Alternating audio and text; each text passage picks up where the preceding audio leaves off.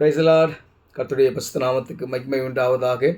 இன்றைய நாள் பொழுதிலே உங்கள் அனைவரும் சந்திப்பதில் நான் மிகவும் மகிழ்ச்சி கொள்கிறேன். கர்த்தர் உங்களை ஆசீர்வதித்து உங்களை காக்க கடவர். கடந்த நாளிலே நேற்றைய பொழுதிலே நாம் 3 விதமான குணங்களை நாம் பார்த்தோம். இன்று அதை தொடர்ந்து 4, 5, 6, 7 குணங்களை நாம் பார்க்க இருக்கிறோம். நன்மை செய்கிறவள், மன உறுதி உடையவள், தாழ்மையானவள் சொல்லி பார்த்தோம். இப்போது 4ஆவதாக பார்த்தோன்னா, இந்த ரூத்துக்கிட்ட இருக்கிற ஒரு பெரிய குணாதிசயம் கடின ஒரு உழைப்பாளி.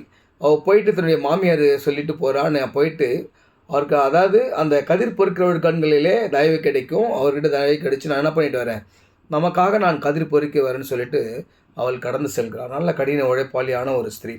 அதுக்கடுத்து 5ஆவது பார்த்தீங்கன்னு சொன்னால்,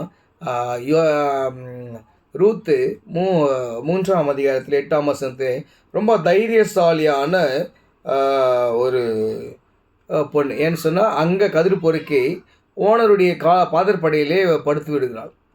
அப்படி ஒரு தைரியசாலியான ஒரு மகள்.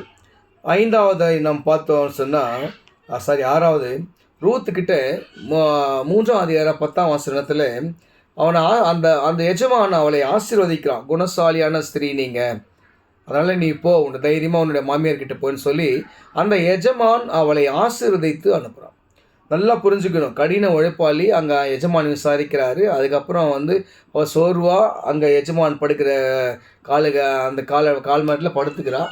அவள் தைரியமான ஒரு பொண்ணு. அதுக்கடுத்து அந்த மாதிரி ஒரு குணாதிசயங்கள் நம்மளுக்கு இருக்கணும். அதுக்கடுத்து குணசாலியான ஒரு ஸ்திரீ. அந்த எஜமான் அவளை ஆசீர்வதித்து குணசாலியான பெண் சொல்லி அவளை அனுப்புகிறதான ஒரு காரியம்.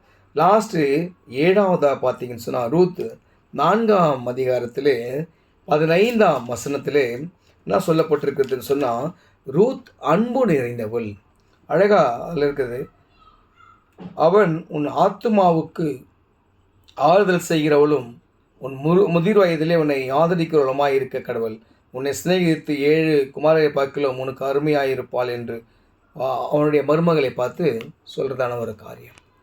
அவள் ஒரு நல்ல அன்பு நிறைந்தவளாக இருப்பாள். ஏன்னு சொன்ன தன்னுடைய மாமியாரே அவள் அந்தளவுக்கு பார்த்துக்கிறான்ற பட்சத்தில் அவளை அப்படியான ஒரு குணாதிசயங்களே ஆசீர்வதிக்கலாம். எனக்கு அருமையானவர்களே, இன்றும் நாம் என்ன பண்ணுறோம், எதுக்காக அழைக்கப்படுறோம்னா, நன்மை செய்ய கற்றுக்கொள்ள வேண்டும், மன உறுதியோடு போராட கற்றுக்கொள்ள வேண்டும், தாழ்மை உள்ளவர்களாக இருக்க வேணும், கடின உழைப்பாளிகளாக இருக்க வேணும், தைரியசாலியாக இருக்க வேணும், குணசாலியாக இருக்க வேணும்.